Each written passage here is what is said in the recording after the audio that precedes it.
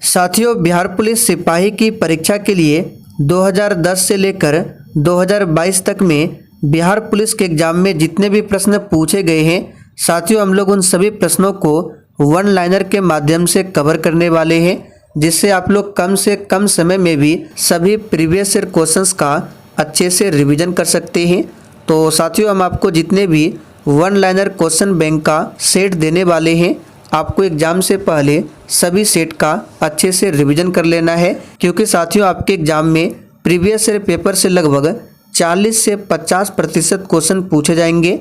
तो साथियों, ये वन लाइनर का क्वेश्चन बैंक आपके एग्ज़ाम के लिए काफ़ी ज़्यादा इम्पोर्टेंट रहेगा, इसलिए आप सभी पूरा सेशन को ध्यानपूर्वक देखें। तो साथियों, पहला प्रश्न है, उपभोक्ता कानून 1986 क्यों अपनाया गया था? वेरी इंपॉर्टेंट प्रश्न है, याद कर लीजिए।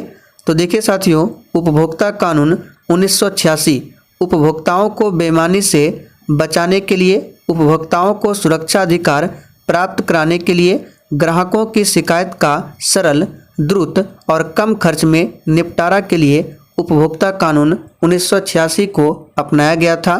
तो इन सभी फैक्ट को आपको ध्यान रखना है।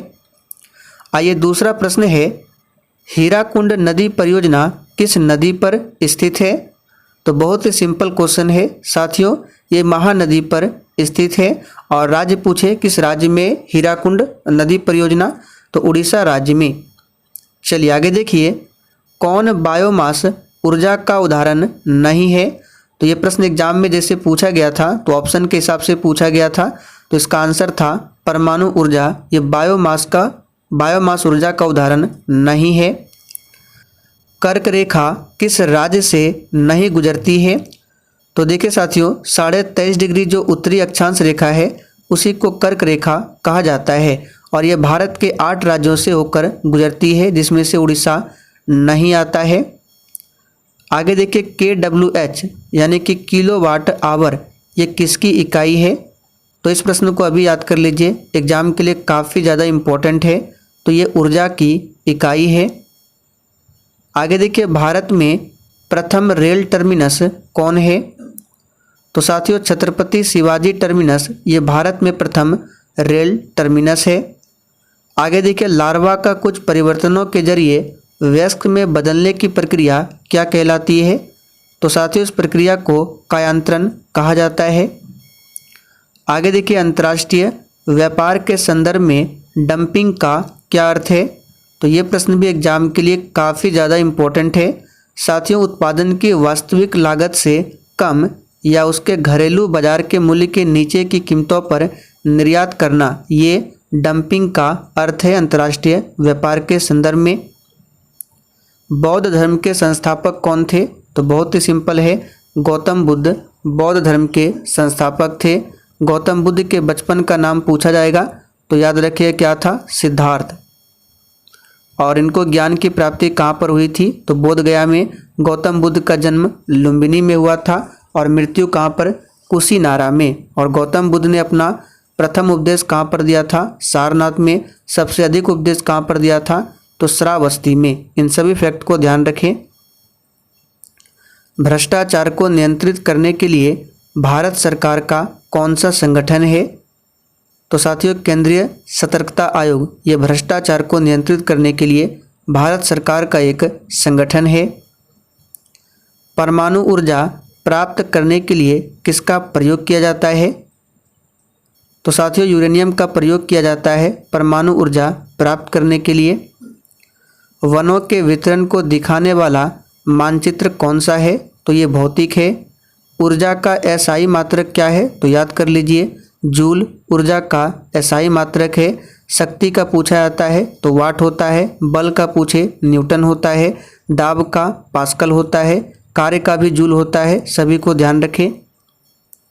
जब कोई प्रकाश किरण सघन माध्यम से विरल माध्यम में प्रवेश करती है तो क्या होती है? तो प्रकाश की किरण जो है अविलंब से दूर हट जाती है। याद कर लीजिए। कौन सी विकिरण की तरंगदैर्घ्य न्यूनतम होती है? तो ऑप्शन में दिया गया था एक्स किरण, गामा किरण, इस तरह से। तो एक्स किरण जो है इसकी तरंगदैर्घ्य न्यूनतम है। संलग्न की गुप्त ऊष्मा क्या है? तो देखिए, ठोस प्लाज्मा अवस्था परिवर्तन के लिए गुप्त ऊष्मा को ही संलग्न की गुप्त ऊष्मा कहते हैं। चुंबकीय क्षेत्र का SI मात्रक पूछा गया था, तो साथियों टेस्ला होता है। जब श्वेत प्रकाश एक प्रिज्म में से गुजरता है तो वह कितने रंगों में विभाजित हो जाता है, तो 7 रंगों में। विद्युत शक्ति का मात्रक क्या है, तो साथियों वाट विद्युत शक्ति का मात्रक है। बांध में संग्रहित जल युक्त क्या है, तो बांध में जो जल संग्रहित होता है उसमें स्थितिज ऊर्जा होता है। इसको याद कर लीजिए, एग्जाम के लिए इम्पोर्टेंट है। प्रकाश के विवर्तन परिघटना क्या दर्शाती है, तो प्रकाश की तरंग प्रकृति को दर्शाती है प्रकाश की विवर्तन परिघटना। डॉपलर प्रभाव के अनुसार जब स्रोत प्रेक्षक की ओर चलता है तो स्रोत से ज़्यादा आवृत्ति मापता है। आर्यभट्ट एक महान कौन थे, तो खगोल शास्त्री एवं गणितज्ञ, और आर्यभट्ट जो है ये चंद्रगुप्त द्वितीय के दरबार में रहते थे। भारत में रबड़ का उत्पादन करने वाला अग्रणी राज्य पूछे तो ये केरल है, याद रखिएगा। केरल की बात करें तो पेरियार अभ्यारण्य पूछा जाता है किस राज्य में है, तो केरल में है। केरल में ही सबसे अधिक साक्षरता प्रतिशत है और सबसे अधिक लिंगानुपात भी केरल में है। परमाणु के केंद्र के चारों ओर इलेक्ट्रॉन जो है बिना ऊर्जा खोए वृत्ताकार पथ पर घूमता है, यह किसने कहा था, तो याद कर लीजिए ये बोर ने कहा था। किसने कहा था, बोर ने। समीकरण v=u+at क्या जानकारी देता है, तो ये वेग समय का एक फंक्शन है। ये समीकरण v=u+at। राजनीति कभी धर्म से अलग नहीं हो सकती, यह किसने कहा था, तो वेरी इंपॉर्टेंट रहेगा, इस पर स्टार मार्क कर लीजिए। ये कहा था महात्मा गांधी ने। अब देखिए महात्मा गांधी से संबंधित कुछ प्रश्नों को बता देते हैं, आप लोग नोट कर लीजिए। जैसे कि महात्मा गांधी दक्षिण अफ्रीका से कब आए, 9 जनवरी 1915 को।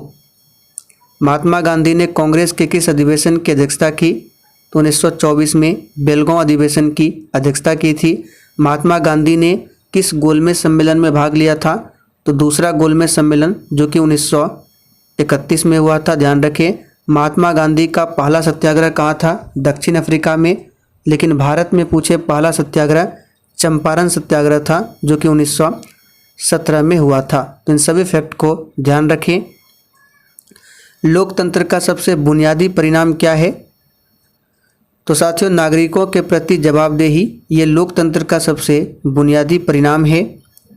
भारतीय अर्थव्यवस्था में परिवहन का सर्वप्रमुख साधन कौन सा है, ये प्रश्न भी एग्जाम के लिए काफ़ी ज़्यादा इम्पोर्टेंट है, तो राजमार्ग है। संयुक्त राष्ट्र सुरक्षा परिषद के अस्थायी सदस्य देश, इसको अभी याद कर लीजिए, 5 देश है, इसमें कौन कौन से हैं, तो संयुक्त राज्य अमेरिका, रूस, यूके, फ्रांस और चाइना। एग्जाम में क्या करेगा, आपको 3 देशों के नाम दे देगा और एक देश कोई अलग दे देगा, तो आपको पहचानना पड़ेगा कि संयुक्त राष्ट्र सुरक्षा परिषद के इनमें से कौन सदस्य देश नहीं है। तो इसलिए आप लोग याद कर लीजिए 5 देश कौन कौन से हैं, तो अमेरिका, रूस, यूके, फ्रांस और चाइना। जीएसटी को लागू करने वाला पहला राज्य, तो बहुत ही सिंपल है, असम है। अच्छा, जीएसटी किस प्रकार का कर है, तो ये इनडायरेक्ट टैक्स है, याद रखिएगा। कैसा है, अप्रत्यक्ष कर, इंग्लिश में इनडायरेक्ट टैक्स है। हिंदी साहित्य का सबसे प्रसिद्ध उपन्यासकार किसे माना जाता है, तो साथियों मुंशी प्रेमचंद्र को हिंदी साहित्य का सबसे प्रसिद्ध उपन्यासकार माना जाता है। दास कैपिटल पुस्तक का लेखक कौन है, ये प्रश्न काफ़ी बार एग्जाम में पूछा गया है, याद कर लीजिए। दास कैपिटल पुस्तक का लेखक कार्ल मार्क्स से, याद रखिएगा। इनकी एक और पुस्तक है कम्युनिस्ट मैनिफेस्टो, तो कम्युनिस्ट मैनिफेस्टो और दास कैपिटल ये किसकी पुस्तक है, कार्ल मार्क्स की पुस्तक है। आप लोग कमेंट करके बताइए कार्ल मार्क्स किस देश से संबंधित है। अमरवेल किसका उदाहरण है, तो याद कर लीजिए अमरवेल जो है ये एक प्रकार का क्या है, परजीवी है। ब्रिटिश शासन के दौरान भारतीय हस्तशिल्पों के क्षय का प्रमुख कारण क्या रहा, तो कम कीमत वाली मशीनों का विकास, भेदभावपूर्ण टैरिफ नीति, इसी के कारण ये क्षय का प्रमुख कारण है ये। वसीय पदार्थ ज़्यादा खाने से क्या होता है, तो याद कर लीजिए साथियों वसीय पदार्थ ज़्यादा खाने से मोटापा बढ़ता है। शिक्षा का अधिकार वेरी इंपॉर्टेंट है, स्टार मार्क कीजिए। तो शिक्षा का अधिकार अधिनियम कब लागू हुआ था? तो 4 अगस्त 2009 को, ध्यान रखेंगे। 3 ओर से घिरे भूभाग को क्या कहा जाता है? तो 3 ओर से जो जल से घिरा होता है, तो यहाँ पे क्या पूछा गया? 3 ओर से घिरे भूभाग को क्या कहा जाता है? तो इसको प्रायद्वीप कहा जाता है। क्या बोला जाता है? प्रायद्वीप। यानी कि जैसे भारत का जैसे नीचे साइड का मैप है, तो आप देख सकते हैं तीनों साइड क्या है? पानी है। इधर क्या है? बंगाल की खाड़ी, अरब सागर, नीचे क्या है? तो हिंद महासागर। तो देख सकते हैं 3 ओर से घिरा हुआ है, तो इसको बोला जाता है प्रायद्वीपीय भारत। तो याद रखिएगा, जो भाग 3 ओर से पानी से घिरा होता है उसको बोला जाता है प्रायद्वीप, और जो भाग चारों ओर से पानी से घिरा होता है उसको बोला जाता है द्वीप। कौन सा किसानों के लिए कल्याणकारी योजना नहीं है? तो ऑप्शन में दिया गया था कर्मचारी रेफरल योजना। ये किसानों के लिए कल्याणकारी योजना नहीं है। वह गुण जिस कारण कोई पदार्थ वायुमंडल से नमी को सोख लेता है क्या कहलाता है? तो याद रखिएगा साथियों, प्रस्वेदन कहलाता है। वेरी इंपॉर्टेंट है, और एक भी प्रश्न को स्किप नहीं करना है। सारे प्रश्न एग्जाम के लिए इम्पोर्टेंट रहेंगे। और अभी तक आप लोगों ने सेशन को लाइक नहीं किया है तो सबसे पहले आप सभी सेशन को दिल से एक बार ज़रूर लाइक कर दें और क्लास को डेली अटेंड कीजिए। बिहार के किस भाषा को संवैधानिक दर्जा प्राप्त है? तो मैथिली भाषा को। संसदीय शासन का मूल सिद्धांत क्या है? तो प्यारे साथियों, संसदीय शासन का मूल सिद्धांत गणतंत्रीय व्यवस्था है। महात्मा बुद्ध द्वारा अपना प्रथम प्रवचन जिसे धर्मचक्र प्रवर्तन कहा गया, कहाँ पर दिया गया? तो अभी हमने आपको थोड़ी देर पहले ऊपर ही बताया था, सारनाथ में दिया था। और महात्मा बुद्ध की मृत्यु को महापरिनिर्वाण कहा जाता है। आगे देखिए, सूखी बर्फ क्या है, यानी कि ड्राई आइस क्या है? तो सॉलिड जो कार्बन डाइऑक्साइड होता है उसी को कहा जाता है सूखी बर्फ। प्लास्टर ऑफ पेरिस कठोर होता है, तो पानी से मिलने के बाद ही प्लास्टर ऑफ पेरिस कठोर होता है। इसको शॉर्ट में कहा जाता है POP। और इसका रासायनिक सूत्र लिख लीजिए, CaSO4 इंटू हाफ H2O। ये प्लास्टर ऑफ पेरिस का सूत्र है। जबकि जिप्सम का क्या होता है? तो CaSO4 इंटू 2H2O, ये जिप्सम का है। आगे देखिए, CaH2 में हाइड्रोजन की ऑक्सीकरण अवस्था क्या है? तो -1 है। अब ऑक्सीकरण संख्या कैसे निकालते हैं, इसके लिए हमने एक स्पेशल वीडियो बना दिया है। तो अगर आपने उस वीडियो को नहीं देखा है तो उसका लिंक यहाँ ऊपर आपको शो हो रहा होगा, आप लोग क्लिक करके देख सकते हैं, या फिर उसका लिंक मैं वीडियो के डिस्क्रिप्शन बॉक्स में भी दे दूँगा। CH3CONH2 किसका उदाहरण है? तो ये एमाइड का उदाहरण है। अच्छा, आप लोग कमेंट करके बताइए यूरिया का सूत्र क्या होता है? कमेंट करके ज़रूर बताना है। उस यौगिक का चुनाव करें जिसमें अचक्रीय हाइड्रोजन होता है, तो ये है मीथेन। मीथेन को मार्स गैस भी कहा जाता है। इसका फॉर्मूला CH4 होता है। और CNG में भी मीथेन होता है। खुली श्रृंखला वाले हाइड्रोकार्बन जिसमें कार्बन कार्बन के बीच डबल बॉन्ड होता है उसको क्या कहते हैं? तो एल्किन कहा जाता है। आप लोग कमेंट करके बताइए, एल्किन, एल्केन और एल्काइन तीनों का सूत्र आपको बताना है।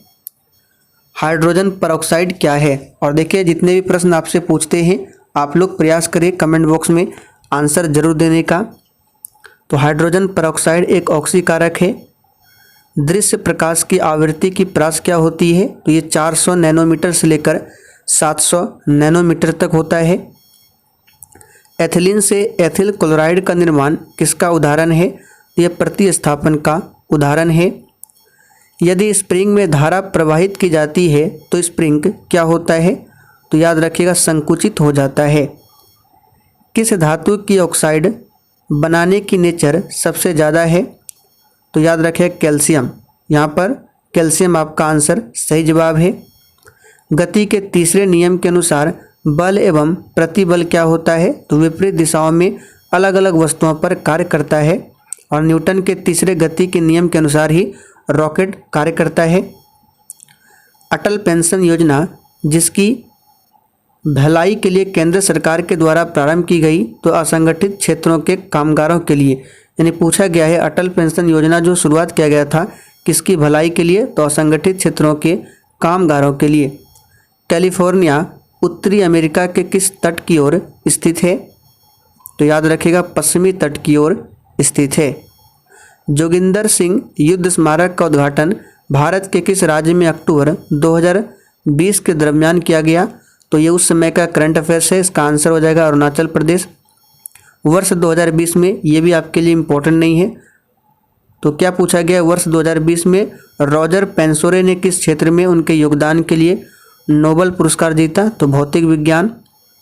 वर्ष 2011 की जनगणना के अनुसार भारत का दूसरे स्थान पर सर्वाधिक जनसंख्या वाला शहर, तो काफ़ी ज़्यादा इम्पोर्टेंट है, याद कर लीजिए, दिल्ली। और साथियों 2011 की जनगणना के अनुसार सर्वाधिक जनसंख्या घनत्व पूछे कहाँ पर है? तो बिहार में है। भारतीय संविधान में वर्णित संपत्ति का अधिकार क्या है? तो साथियों ये एक कानूनी अधिकार है और इसे रखा गया है अनुच्छेद 300A में। कहाँ पे रखा गया है? 300A में। और ये पहले मौलिक अधिकार था, लेकिन 44वां संशोधन होता है 1978 में। इसी के तहत इसे मौलिक अधिकारों की सूची से हटाकर कानूनी अधिकार बना दिया गया। चलिए आगे देखिए, विश्व में सबसे लंबा बांध, तो ये हीराकुंड बांध है सबसे लंबा बांध। किसने 1857 की क्रांति को राष्ट्रीय क्रांति घोषित किया? तो ये किया था बेंजामिन डिज़रायली ने। याद रखिएगा किसने? बेंजामिन डिज़रायली ने किया था। और 1857 की क्रांति की शुरुआत कहाँ से होती है? तो उत्तर प्रदेश के मेरठ से 10 मई से। और इसका प्रतीक चिन्ह पूछा जाता है 1857 की क्रांति का, तो याद रखिएगा क्या था? तो कमल और चपाती। उच्चतम न्यायालय यानी सुप्रीम कोर्ट की न्यायिक पुनरावलोकन की शक्ति किस अनुच्छेद के अंतर्गत आती है? तो साथियों याद रखिएगा अनुच्छेद है 137। भारतीय स्वतंत्र आंदोलन में 1942 में गांधी जी द्वारा कौन सा आंदोलन चलाया गया था? तो बहुत ही सिंपल है, भारत छोड़ो आंदोलन। और इसी आंदोलन में महात्मा गांधी ने करो या मरो का नारा दिया था। मई 2020 में भारत के किस शहर में जहरीली गैस के रिसाव का सामना किया? तो ये भी उस समय का करंट अफेयर्स है, विशाखापत्तनम। और विशाखापत्तनम अभी आंध्र प्रदेश की नई राजधानी है। कौन सी एक अधातु है? तो ऑप्शन में दिया गया था फ्लोरीन। ये क्या है? अधातु है। भारत की सबसे पुरानी पर्वत श्रृंखला, तो आप सभी जानते हैं अरावली है। और अरावली पर्वत श्रेणी की सबसे ऊंची चोटी का नाम पूछे तो गुरु शिखर है, जो कि राजस्थान में है, गुरु शिखर। और सबसे नवीनतम पर्वत श्रेणी पूछे तो हिमालय है। किसान कॉल सेंटर का शुभारंभ कब हुआ था? तो साथियों 21 जनवरी 2004 को हुआ था। और देखिए अभी तक आप लोगों ने सेशन को लाइक नहीं किया है, फटाफट से लाइक कीजिए। हिमालय के सबसे दक्षिणी भाग को क्या कहा जाता है? तो याद रखिएगा शिवालिक। हिमालय के दक्षिणी भाग को शिवालिक कहा जाता है। एक आदर्श ईंधन वह है जो क्या हो? तो सस्ता हो, कम प्रदूषण फैलाने वाला हो, उच्च ऊष्मीय मान वाला हो। तो ये सभी गुण होने चाहिए एक आदर्श ईंधन में। ये सभी ऑप्शन में दिया गया था। ए ऑप्शन में सस्ता हो, बी ऑप्शन में कम प्रदूषण फैलाने वाला हो, सी ऑप्शन में दिया गया था उच्च ऊष्मीय मान वाला हो, और डी में दिया गया था इनमें से सभी। तो आपका आंसर क्या होगा? इनमें से सभी। बहुउद्देश्य नदी घाटी परियोजनाएं आधुनिक भारत के मंदिर है, यह कथन किसका है? तो बहुत इंपॉर्टेंट प्रश्न है, पंडित जवाहरलाल नेहरू का। पंडित जवाहरलाल नेहरू स्वतंत्र भारत के प्रथम प्रधानमंत्री रहे हैं। पौधे प्रकाश संश्लेषण के दौरान कौन सी गैस मुक्त करते हैं? तो बहुत ही सिंपल है, ऑक्सीजन। एग्रोस्टोलॉजी के अंतर्गत किसका अध्ययन होता है? तो घास का अध्ययन किया जाता है। पानी को रोगाणु मुक्त करने के लिए किस रसायन का उपयोग किया जाता है? तो ये है क्लोरीन, जिसका सिंबल है Cl और परमाणु क्रमांक होता है 17, इलेक्ट्रॉनिक विन्यास 287। यीस्ट के द्वारा शर्करा का अल्कोहल में परिवर्तन क्या कहलाता है? तो ये किण्वन कहलाता है। दक्षिण पश्चिम मानसून में हवा जो है किस ओर बहती है? तो याद कर लीजिए समुद्र से भूमि की ओर बहती है दक्षिण पश्चिम मानसून में। मानव खोपड़ी में हड्डियों की संख्या कितनी होती है? तो 22 होती है। प्रतिरोध का मात्रक ओम होता है, बहुत ही सिंपल है। कौन सा देश गंगा को साफ करने में अहम भूमिका निभा रहा है? तो याद रखिएगा जर्मनी उस समय का प्रश्न है। पोलियो और चेचक रोग किसके कारण होता है? तो ये रोग जो है विषाणु यानी वायरस के संक्रमण के कारण होता है। एक रोग और याद रखिएगा एड्स, ये भी वायरस से होता है। कौन सा वायरस? तो HIV वायरस से होता है। और विश्व एड्स दिवस प्रत्येक वर्ष 1 दिसंबर को मनाया जाता है और 10 दिसंबर को विश्व मानवाधिकार दिवस मनाया जाता है। तो सभी फैक्ट को ध्यान रखें। क्षेत्रफल की दृष्टि से भारत का सबसे बड़ा राज्य राजस्थान है। जनसंख्या में सबसे बड़ा उत्तर प्रदेश है। जनसंख्या में दूसरे स्थान पर कौन आता है बड़ा में? महाराष्ट्र। और अपना बिहार तीसरे स्थान पर आता है जनसंख्या में। पौधों में जल का परिवहन किसके द्वारा होता है? तो जाइलम के द्वारा, जाइलम उत्तक के द्वारा और फ्लोएम उत्तक के द्वारा भोज्य पदार्थ का परिवहन होता है। मीथेन में किस प्रकार का बॉन्ड होता है? तो एकल होता है। कौन अरब सागर में स्थित द्वीप समूह है? तो लक्षद्वीप। लक्षद्वीप की राजधानी कहाँ पर है? कवरत्ती। जैसे कि भारत का नीचे साइड का मैप है तो ये है अरब सागर, इधर है बंगाल की खाड़ी। तो अरब सागर में लक्षद्वीप है, बंगाल की खाड़ी में अंडमान निकोबार द्वीप समूह है। बस के अचानक रुक जाने की स्थिति में बस में सवार यात्री आगे की ओर झुक जाती हैं, ऐसा न्यूटन के किस नियम के चलते होता है? तो याद रखिएगा साथियों गति के प्रथम नियम के अनुसार। किसमें साइट्रिक एसिड प्रचुरता से पाया जाता है? तो याद रखिएगा नींबू में। कौन सी नदी अरब सागर में गिरती है? तो याद रखिएगा साथियों नर्मदा, ताप्ती, ये नदियां अरब सागर में गिरती है। और साथियों जितनी भी नदियां अरब सागर में गिरती है यानी पश्चिम की ओर बहती है, ये कभी भी डेल्टा का निर्माण नहीं करती है, ये एस्चुरी का निर्माण करती है। नर्मदा नदी पर ही है गुजरात में सरदार सरोवर बांध पूछा जाता है। और इसी नर्मदा नदी पर है धुआंधार जलप्रपात।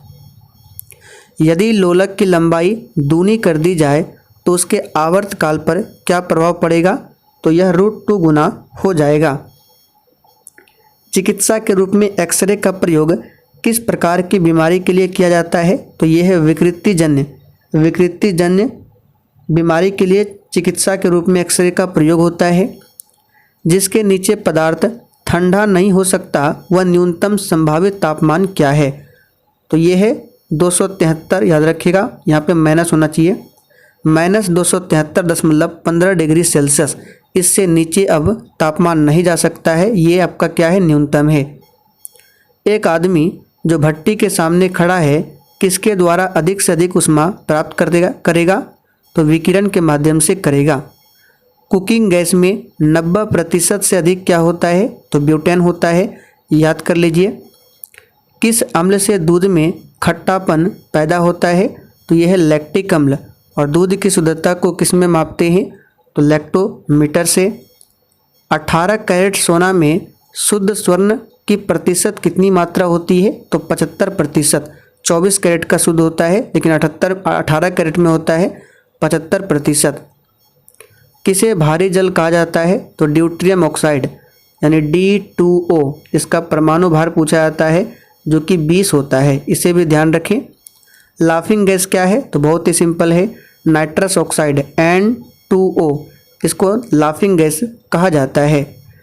NaOH सूत्र वाले यौगिक का सामान्य नाम क्या है? तो कास्टिक सोडा है।